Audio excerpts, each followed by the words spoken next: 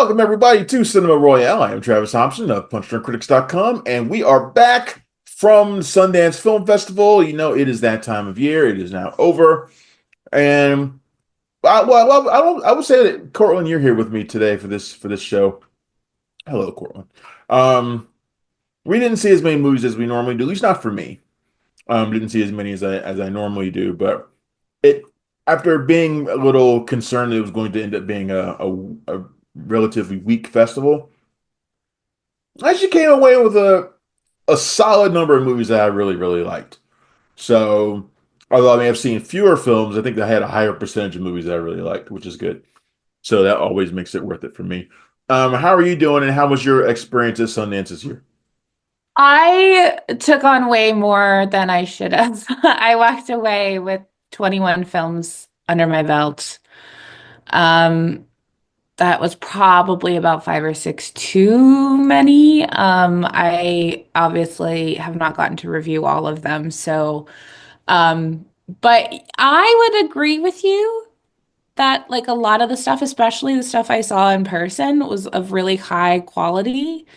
There weren't many duds for me. And if there were, like there were more duds like that I watched at my house more than anything. Um, but yeah, I was pleasantly surprised by this year's films. I think it was definitely scaled back this year in terms of like there was a lot of more independent money, I feel like, behind these films, and there has been in the last couple of years, which I honestly think is probably a good thing. There weren't as many stars this year, so it was a very scaled back fest, I think, but I didn't mind it. I thought Yeah, it was good. It was yeah, a I kind of feel the same way. Our friend Chris, who stayed with us at the festival this year, had posted something today and about how it's kind of bittersweet being there this year, because feels like Sundance is kind of easing its way out of Park City in a way. Um, and I kind of felt that way too. It feels like the scaling back has been a part of that. They're From what we heard, they're like way, way in debt, which is part of the reason why probably there's a lot of this scaling back. But but yeah, if there's going to be one more year in Park City, then you know, this was a fairly decent year. Um, fairly decent year there. I hope So that it will most likely move out of Park City. If anything, it'll go an hour away into Salt Lake, which I hope they do, because then some stuff could stay in Park City. But I will say that, if that is true, if they do move it to either Cincinnati or Boulder, that next year has a similar feel to this year, right? Last year, I felt like you could tell something was very wrong. It just like the money wasn't there, but also they weren't using it appropriately. And this year I felt like they made changes that made sense and that were also economical and like suited everybody. yeah, So, that's a good point. I um, didn't feel like that. I yeah, didn't feel, I mean, like it was obviously not like the way it used to be. I mean, obviously, this yeah. is my 13th year. It is definitely not like how it used to be. That a lot of the glitz and glamour is gone from Sundance. Hmm. The spectacle is gone from Sundance, and it feels like a very stripped down festival now. Last year it was very glaring. This year, I think maybe it's just that I'm more accustomed to it being that way now. So I didn't. Yeah, but they also made different changes that like worked a lot better in terms of like they picked up activities at the Yarrow, so it didn't feel completely like neglected like it did last year. I felt like a last lot year of when it was totally occupied by Slam Dance. yeah, which isn't even there anymore. Then it's yeah. And also like the communication I felt like was better in terms of like what was happening on the app. They would have, if they could have a screening pop up, they would, and you get a notification about it. Like I really very much appreciated like the effort that went into this year more than I last loved year. having the press lounge in the at the Yarrow. By the way, it was Yeah, that was, I I think mean, it should I have got a lot of always work been done there. there. It should have Huh? always been there I because it agree. is so close to where the press screenings are. So that's a little bit of inside baseball Yeah. for our listeners here. But yeah, overall, if this is the way we're going to go out, I hope that it is very similar next year and that we go out on a good note. Yeah. Not as many. It's acquisitions have been slow this year, though. That's one thing. They were slow last year, though. I Yeah, mean, but they were it's slow last year. I think people are slower forgetting this year, I that. think. It seems slower this year. Like we've only seen what, three major ones so far, I think, this year. Unless there's been something over the last day. I mean, I think there's been like maybe 10 acquisitions overall. Yeah, So, but since the festival, there haven't yes, been it's the festival. which ones since the festival other than the ones I'm aware of. I'll edit this out because I'm going to look it up. I know Um, Together got picked up and Train Dreams got picked up. I know it was and Sorry Baby got picked up. Sorry, baby did. Um, Sorry Baby going to A24. so Together going to Neon and Train Dreams going to Netflix, which I yeah, wish. only 5 things have gotten picked up from the festival. Well, I thought, okay. One to One, the John and Yoko doc got picked up by Magnolia Pictures, The Reality of Hope That's on Documentary Plus and Hysteria. Um, and then you mentioned Sorry Baby Together and Train Dreams. So yeah, maybe it is slower. seems like it so far. Yeah. All right. Well, so what I want to do is we'll just name a few of the movies that are highlights for the both of us. There'll probably be some that we've both seen. Um, and then we can if you have any like honorable mentions or anything like that you just want to mention. We can go ahead and do that. If you want to mention anything that absolutely sucked, you can go ahead and do that as well. I'm sure the hostess will love that. Okay, so I'll let you go ahead and start. What's a movie that was really high on your list, Cortland? This is funny because one of my favorite films of the fest, when it was announced that it won a major award, there was a lot of scuttlebutt about it on Twitter. A lot of people said, why is this film being nominated? Or why was this film won? This doesn't make sense. I didn't like it like that. It wasn't as biting as it promised to be. I loved Atropia. I think if you go into this film rooting for the romantic leads, you're going to love this film. If you view it as Alia a Shawkat. I'm gonna go through that, yeah.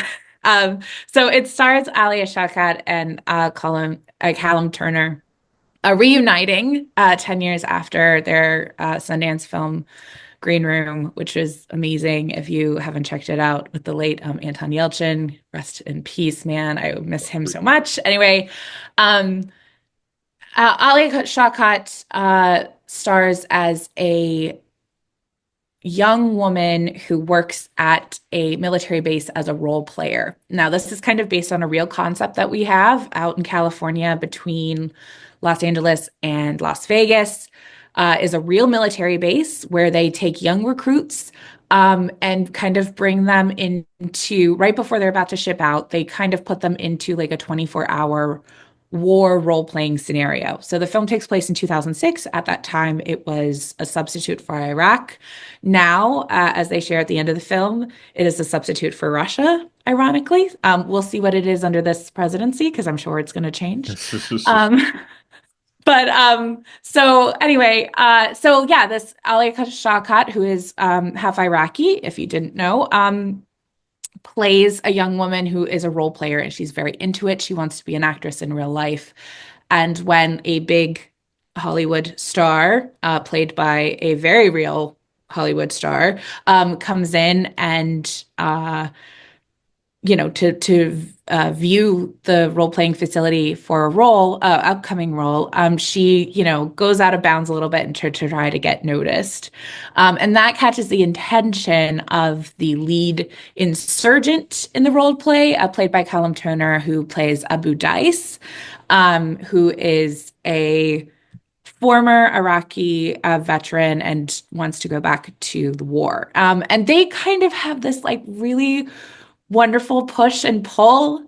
It's like some of the funniest shit I've watched at Sundance came out of that movie. If you go in rooting for them and pushing for this romance, I think the film is much more enjoyable than wanting just like a biting political satire.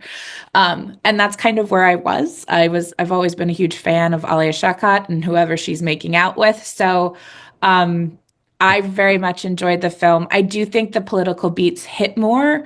Um, and when you look at it through this romantic lens and then also through um, Alia Shawkat's character trying to find her identity, especially at a time where one side of her identity is literally being persecuted against by her own country. It's easier to wrap your head around. I very much enjoyed Atropia. There's a great early 2000s music reference that I've been playing all week after the festival. So highly recommend Atropia. Okay. And Uh, by the way, that's by first-time filmmaker Haley Gates, who you may know as Josh O'Connor's date in Challengers. So, yeah. Oh, this is also produced by Luca Guadagnino as well. yeah, that's one I was upset that I wasn't able to catch. Wasn't able to see it online because it wasn't available online, I don't think. Or at least it was sold out. But anyway, I didn't get a chance to see that one. But I'm looking forward to seeing it in the future. I Um, First movie for me I'll pick was the second movie that I saw at the festival, and that was The Ugly Stepsister. It's a really dark. Did you see that one? Did you get a chance to see that one? Yeah. I'm not a fan of body horror. Yeah, it's about there are two body horrors that I saw at the festival, and they're both excellent, but they're both also very different. But this one is like a dark, gory take on Cinderella, told from the perspective of the one of her ugly stepsisters, the eldest stepsister. And it follows a lot of the same themes as The Substance. It's dealing with an era in which women still have impossible beauty standards, and she's trying to live up to the beauty of her new stepsister, who comes to be nicknamed Cinderella. They give her that nickname. Um, and they're both trying to vie for the attentions of the prince, who is actually kind of a toxic dude, bro, and not really somebody that you really want to go after. But the stepsister is just in love with him. He writes his beautiful poetry, which is totally in contrast to the person that he actually is. And so her mom, who is a kind of a money grubber, uh, makes her daughter go through all these horrific body transformations in order to become pretty. And she goes through a really nasty rhinoplasty. Yeah, some really awful shit done to her eyebrows. And the really gross thing, which I won't spoil it for people who are going to see it because it comes out on Shudder probably pretty soon. Well, she devours a tapeworm in order to lose weight, and that has really, really horrific consequences that you're not prepared for. This movie is both hilarious and disgusting, which means it's perfect. But it also has, I think, a lot of really relevant themes too, and it's interesting to see the Cinderella tale told with modern themes in its mind. So I think it's really good.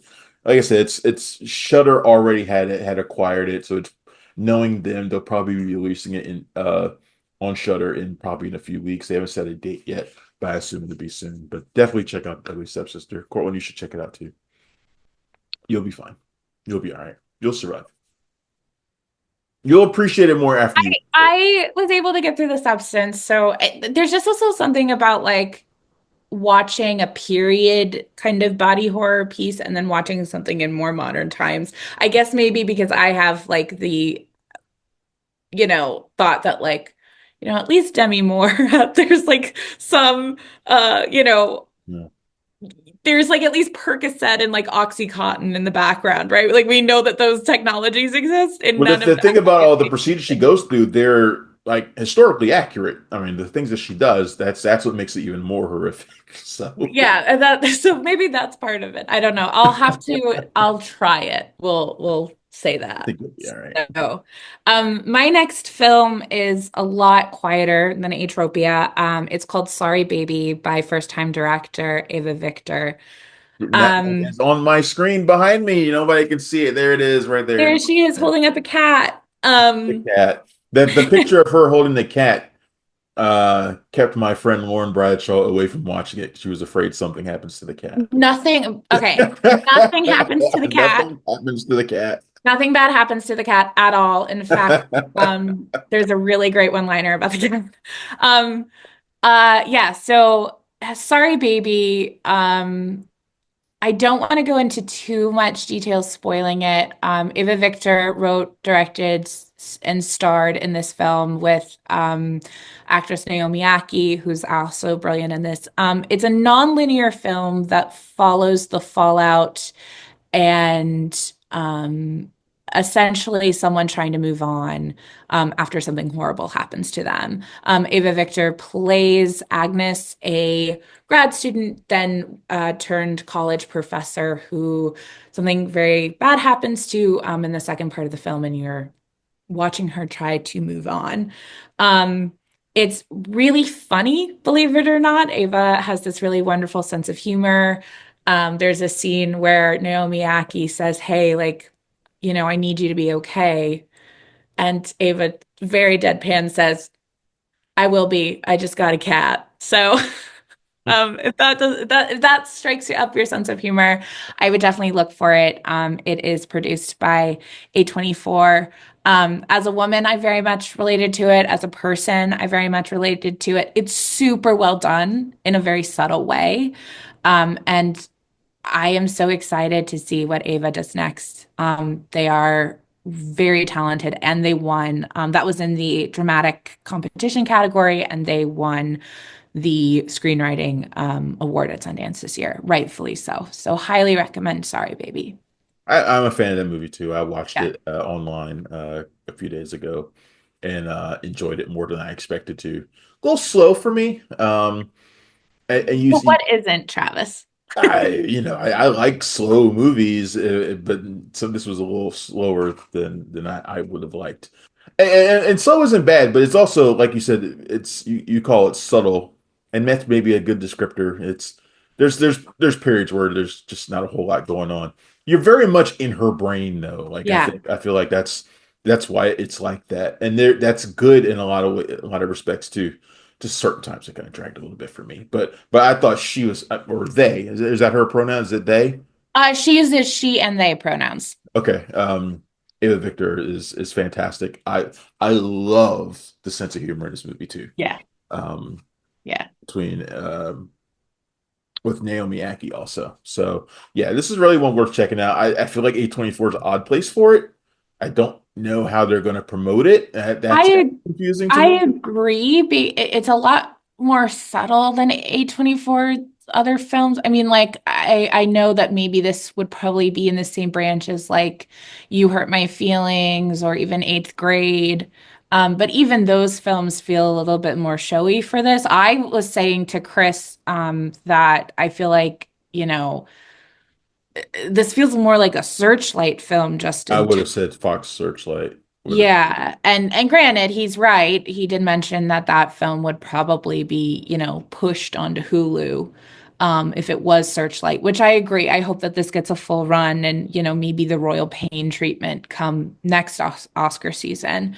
Um, They're gonna but have to or a push real Ava pain, not Victor. Royal Pain, a They're real gonna pain. have to push Ava Victor hard if that's the play. If they're gonna push this movie at all, they're gonna have to push Ava Victor and pushing her as a like a bright new voice, like a big thing coming. Like they're gonna have to do that because I don't know if there's anything story wise that is going to be an instant draw for people. So that's what probably what they're gonna have to do. I think also with that too, there's a lot. We saw another film out of Sundance from A24 called If I Had Legs, I'd Kick You, and I can totally see them trying to push that Oscar season. I hope Yeah. that they're able to put multiple eggs in multiple baskets because, both They're gonna films, push Rose Byrne for sure. yeah, but I really, really hope that they, you know, decide to give resources to both because I think both deserve to be in the conversation next year for two very, very different reasons. So All right, so another one for me that I really enjoyed was Lurker. You saw Lurker, didn't you? Did you I catch? did not. You get to see Lurker. Oh, that's a shame. Because Lurker's great. it wasn't online, right? No, no, they didn't put it online. I feel like they might have at the end, but I'm not sure.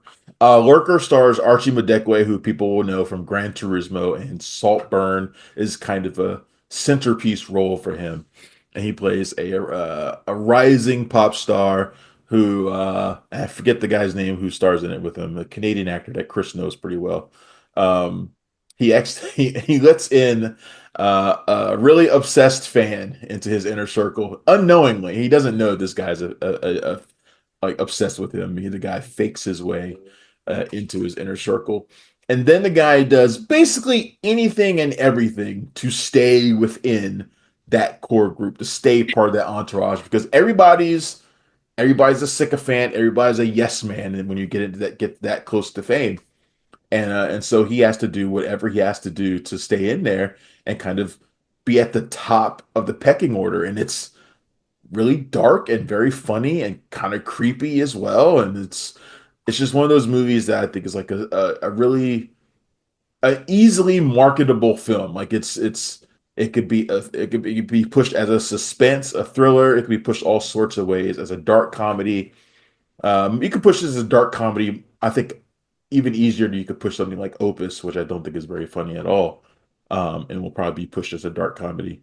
But Lurker is just one of those amazing mainstream films that I could bring my friends to see and they would like it. That's not something I can say very often at Sundance. Usually, 90% of the movies here, my friends would shoot me if I ever took them to see.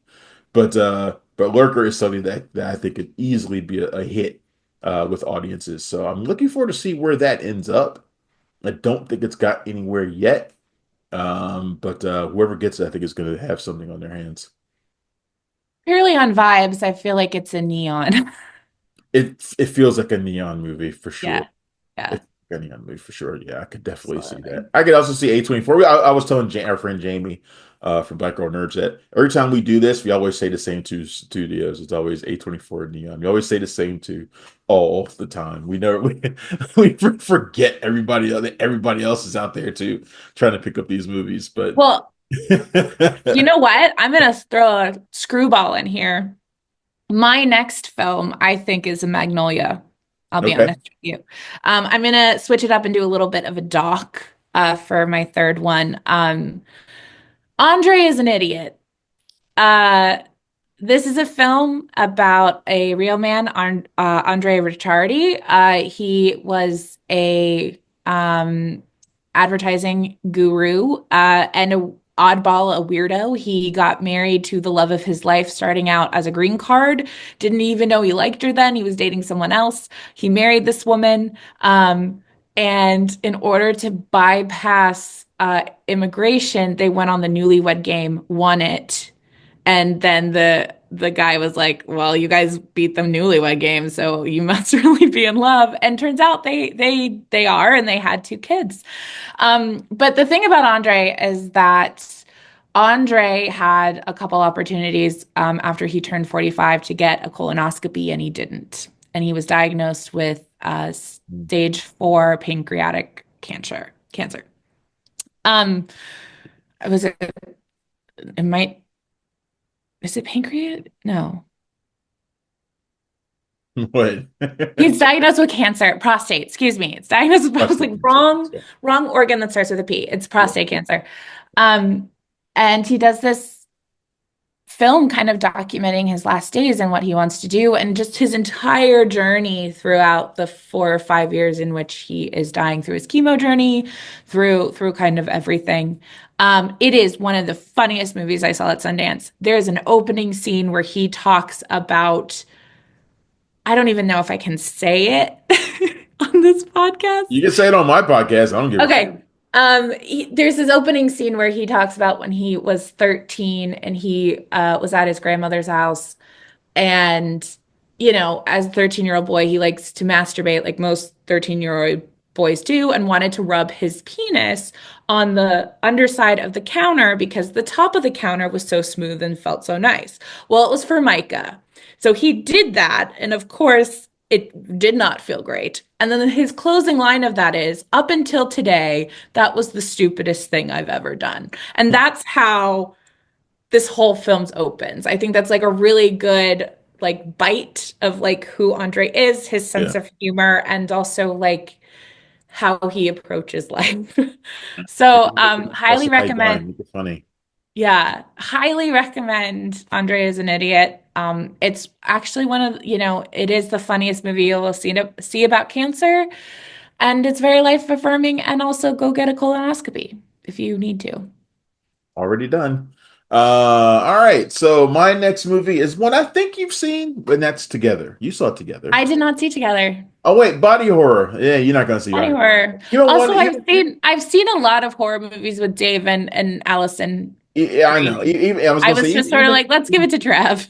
even one with Dave Franco and Allison Brie, real life couple, you won't even go see that one, knowing it's not going to be that bad, right? I mean, come on, with those two, It's not that bad. All right, then I'll see that probably before Ugly Stepsister, I'll be this is honest with you. totally mainstream body horror. This is All totally right. watchable. It's more funny than anything else, and really, it lives and dies on their chemistry. They, if you ever talk to them or anything like that, they have tremendous chemistry. They're great together in their movies and just in general.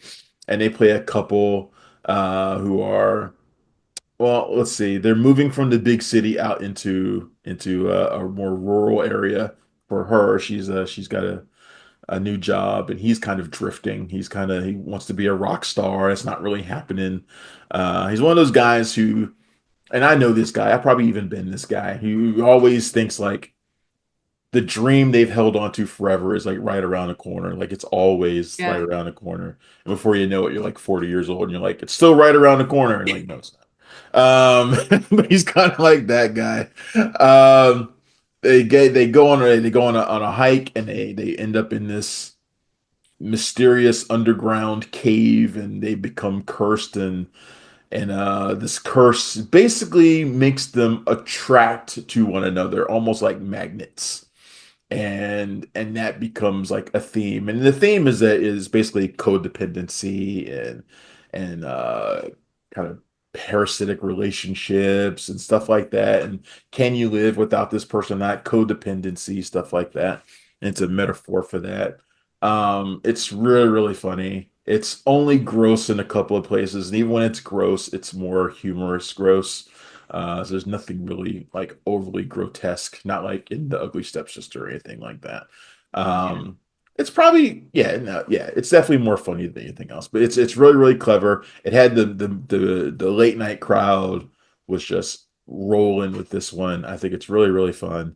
It's also been picked up, and it's picked up by Neon, I believe, and that's a good home for it. They'll know how to push this thing. It should be a big hit whenever it comes out later this year. I think they gave it a date already, but it Nice. should be. I think they did. Was it April? It may have been April, but it'll be soon, and it'll probably be a pretty big hit, I think. Cool. So that's Together. Awesome. A couple more. Which one you got? I'll go very quickly. I have some honorable mentions.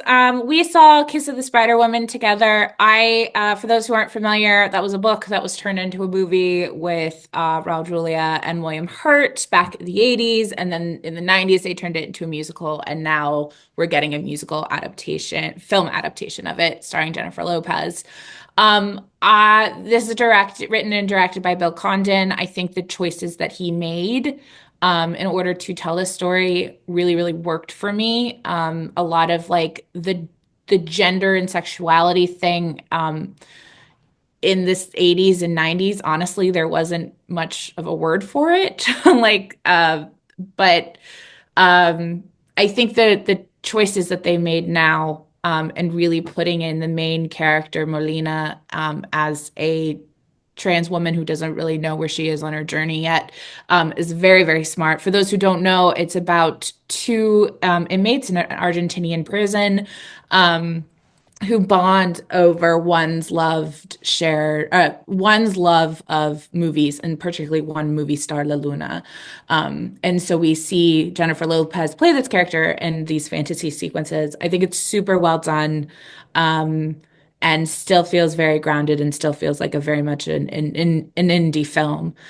So highly recommend Kiss of the Spider Woman when it came out. I also have to say my expectations for this film were like on the floor. So I think also like going in and being very pleasantly surprised.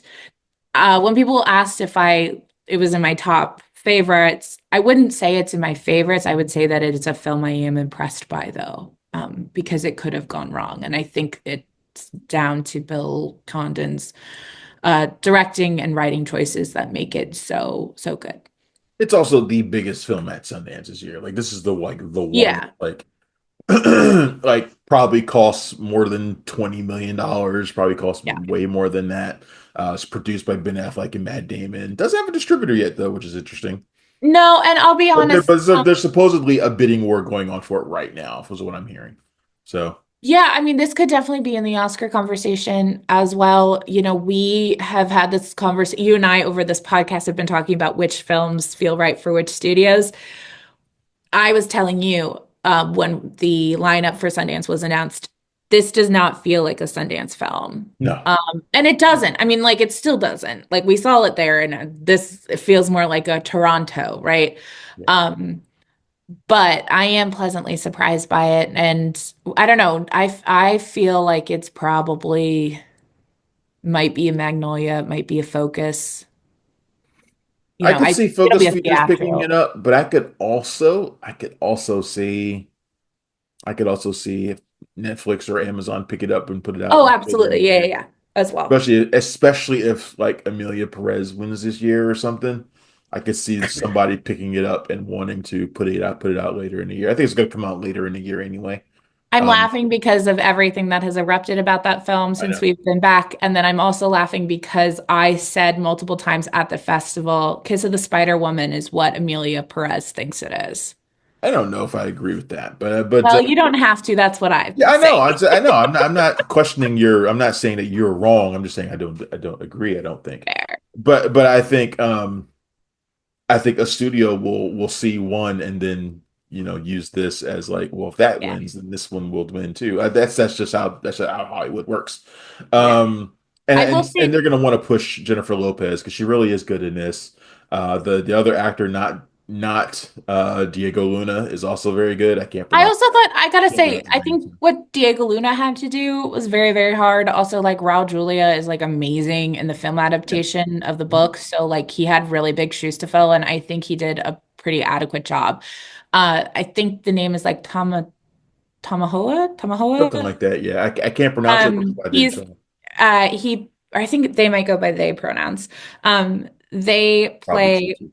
Melina and is brilliant. Like they are the breakout star of that film. Absolutely. Yeah. Um, but A little it's too hard glossy when, for me. I think I mentioned that it's a little too yeah. glossy for me. But that's Bill Condon. I mean, the guy did Dreamgirls and Beauty and the Beast, and honestly, musicals are the best thing that he does. He hasn't had a really good movie in a very long time. You're not a fan Um, of his Twilight films? I'm kidding. no, I'm not a fan of a lot of his movies, I'm honestly. kidding. But musicals are something that he does very well. He I wish does. that I wish the songs were a little bit more memorable, but the production of them themselves was good. So, Well, not to get into like a musical history lesson, the music is done by Kinder and Ebb, who did the music for Chicago and Cabaret, and yep, which Bill Condon for Chicago was a producer on that, even though it was directed by Rob Marshall. yep. So, you know, this is the big three. That musical doesn't have the same songs that those other ones do. There isn't like, you know, there isn't an all that jazz in Kiss of the Spider Woman. And I was trying to research that before we saw the film and really couldn't find like the breakout standout song. But I Mhm. think that's okay for this production, like, leaving the theater singing it. So anyway, Okay, well that's good. That's good then. yeah. Um, another one for me, and I'll be fast on mine. Hold on, my system is being a little stupid. Give me a second here. Let me close that. Maybe that'll help. All right, there we go. Another one for me is Omaha. This stars John Magaro, who I think has quickly become one of my favorite actors. Um, and this, I'm not gonna say much about this one because I don't want to spoil it, but it's about um, a father dealing with grief after the death of his wife. He's got two kids to care for and a dog. Can't forget the dog. And and they're also dealing with the economic crisis as well. They just lost their home, and he kind of packs them up in the middle of the night and hits the road on a road trip to Nebraska for reasons that remain a mystery throughout the entire movie until about the last like 15 minutes or so. This was probably the saddest movie that I saw at Sundance. Our friend Karen and I were commenting on the fact that I don't think there was a dry eye in the place, except for me, of course. I'm a man, I don't cry. And you know, and everybody was in tears this movie, and I don't blame them. This movie is tragic, but it's also really funny at times too, and also there's like this little glimmer of hope, my remark on this was that if they didn't have that little glimmer of hope at the end of the movie, then I probably would have just killed myself because that's how sad the movie is. It's just grief, grief, grief, grief, grief, but a bunch of really great, well acted performances, especially by the kids. I'm usually very hard on children in movies because most children can't act. They're all terrible, but there are a few that stand out. These kids are very, very good. John McGarle's fantastic. I hope he gets recognized for this the way he wasn't recognized for September 5. So I don't know where this is going to go, though. Like I said, it's one of those movies that's going to be very hard to watch for people. And I don't know how you market it exactly.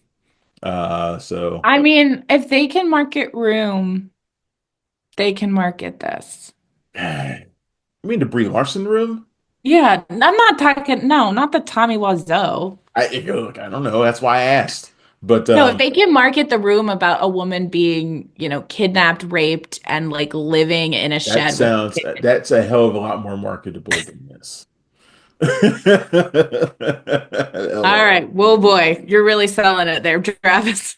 All right. Well, what's a movie for you that you would say was disappointing?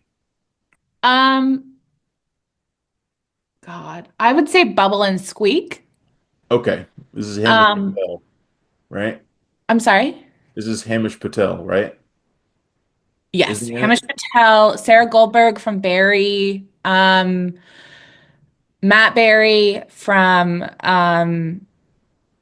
What We Do in the Shadows, and like, pretty much every obscure British comedy that's been made in the last 10 years.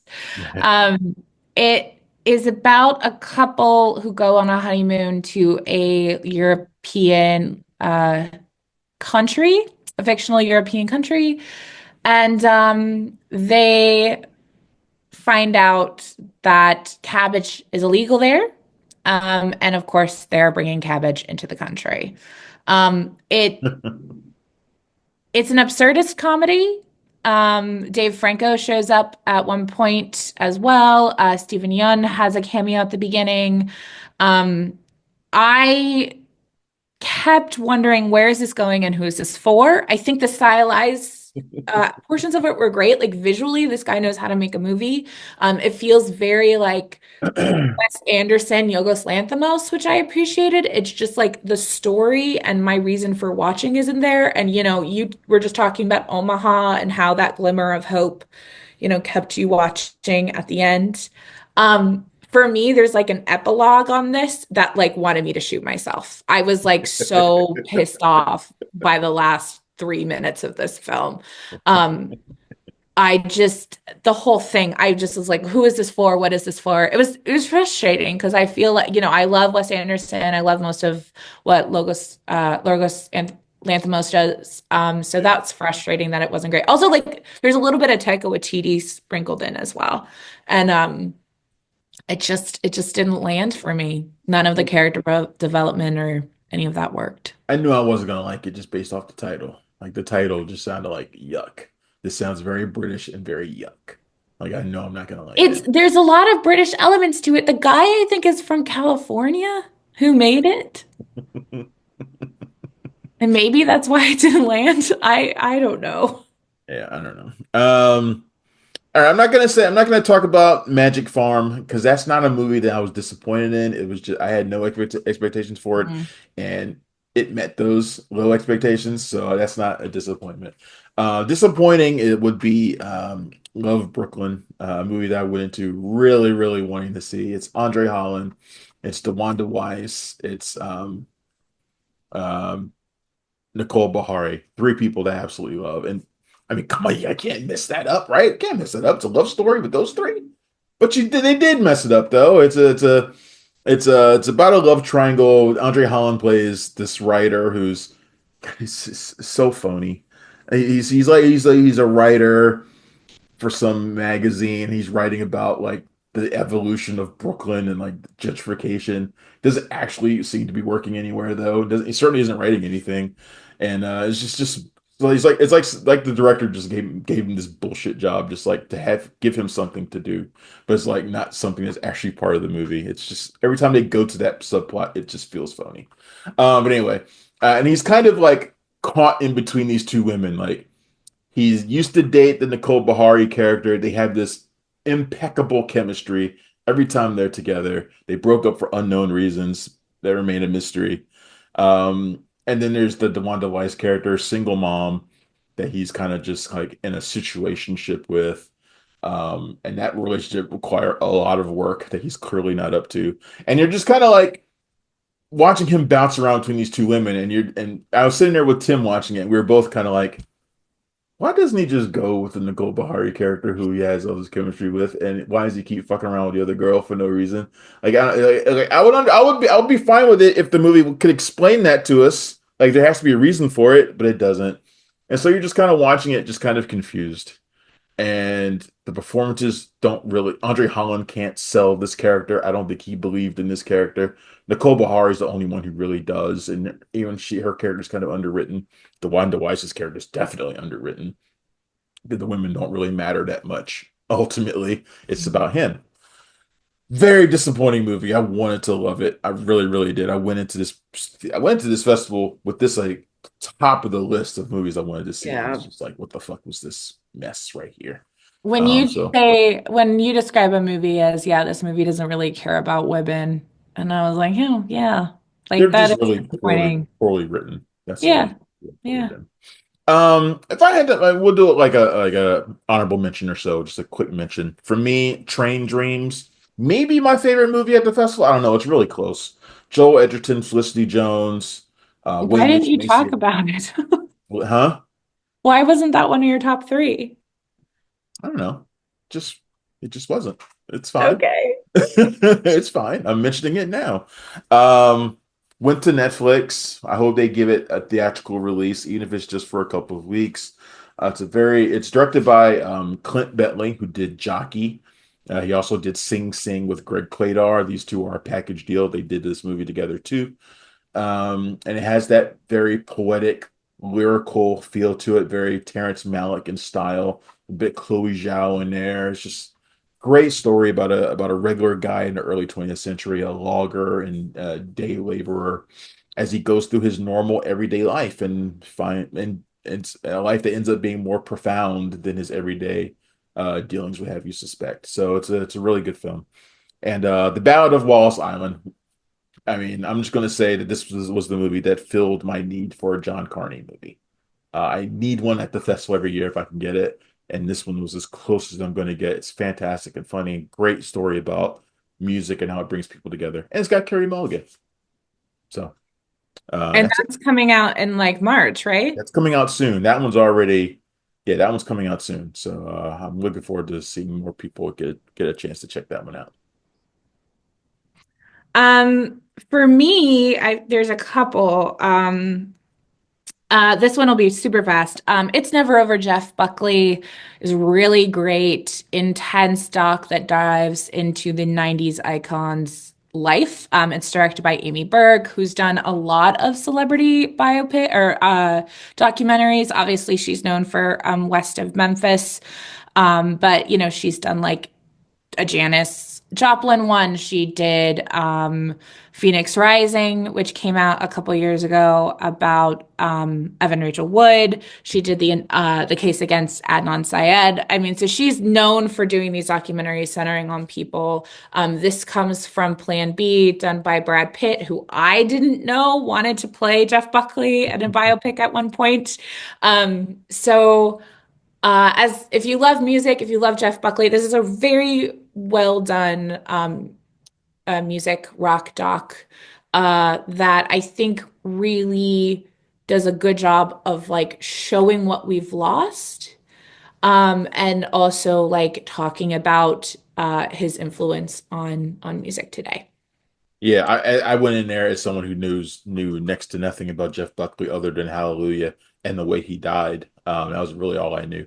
Yeah. This gave me a new appreciation for him as an artist. His influences are incredibly varied. Like I was just like, wow, he knows a lot of And shit. the thing is, I never knew what his influences were. I was a huge fan, and then you listen to the influences in the film, and you're like, "Oh my gosh, I can hear that there. I can Yeah, hear this person here." yeah, And then also like, just yeah, what a loss, man. It made me mourn someone who died 30 years ago. yeah. I hear It's that. really powerful. Um, Give me one more if you got one, and then I let's. actually have two more. I'll be very Okay, quick.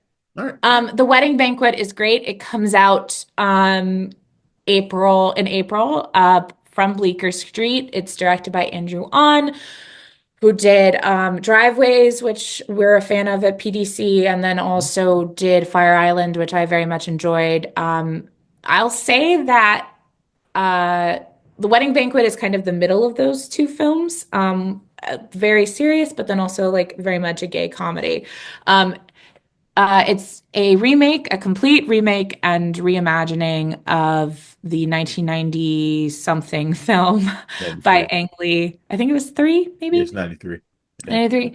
Ang Lee film of the same name. Instead of following one Taiwanese man, it follows two Chinese gay people as they kind of navigate a sham marriage and pregnancy. And it's very funny. Lily Gladstone is in it. Bowen Yang is in it. Kelly Marie Tran. Hanji Jan is in it. You've got Joan Chen, who was snubbed this year for Dee Dee, and she's brilliant in it. It's very well done. It's super funny. Highly recommend that when that comes out in April. Well, you named two of my favorites, Lily Gladstone and Kelly Marie Tran. So Yeah. I'll go check Yeah, that out. it's pretty good. And then the last one I wanted to mention and also kind of talk about something that happened at Sundance is the film Twinless, directed by James Sweeney and then also starring Yes. Sweeney with or not, I almost said Conan, Dylan O'Brien. Um, Dylan won a directing or a writing, not writing, acting award for this film. He plays two twins in it, and James and O'Brien, play men who are mourning the loss of twins, or so you think. I went into this thinking that this was going to be like, the Sundance like dramedy that they always have about grief or whatever, very like Me and Earl and the Dying Girl kind of thing. Mm. And it is that, but it also there's like a Saltburnian twist in there. It's very Mhm. sweet and then also demented. So Okay. highly recommend Twinless. If it's marketed correctly, it could be a huge success. This actually was one of the films that got leaked on Twitter during the festival. It was this one and then the Selena documentary as well. Um, I feel like I had to bring this up because I think, especially now that the venue might move for Sundance, that this might be the end of Sundance at home. They had to pull both of those films from the viewing site. Yeah, A bunch of people didn't get to see it in time, even though they had like tickets. me. It's bullshit that this happened, and we can go into whole diatribe about fan culture. But you ruined it for people who were generally trying to watch it and also cover it for their jobs too. I don't think people had that thought when they wanted to put Dylan O'Brien's ass on Twitter. Anyway, Yeah, I'm hoping that they find out who did it and that we I'm all sure they're aware. and that we all know who. I want them to say who did it, so they I won't. don't know if they'll ever say it publicly, but They won't say that. They won't. yeah, yeah. So Twinless is Somebody should leak great. it. But somebody should leak it. Anyway, so that's kind of our Sundance wrap up. Just a few of the movies that we really liked. You can go to punchdrunkcritics.com and click on the Sundance banner that we have and see all of our reviews, all of our coverage from the festival. I think it ended up being a really good year. I think we got Yeah. a lot of great reviews, and we saw a lot of movies that I think that I think some of them are going to be talked about throughout the rest of the year, which is really the reason why we go to Sundance, Yeah. to kind of get a leg up on the rest of the year. So, Cortland, you got any last words?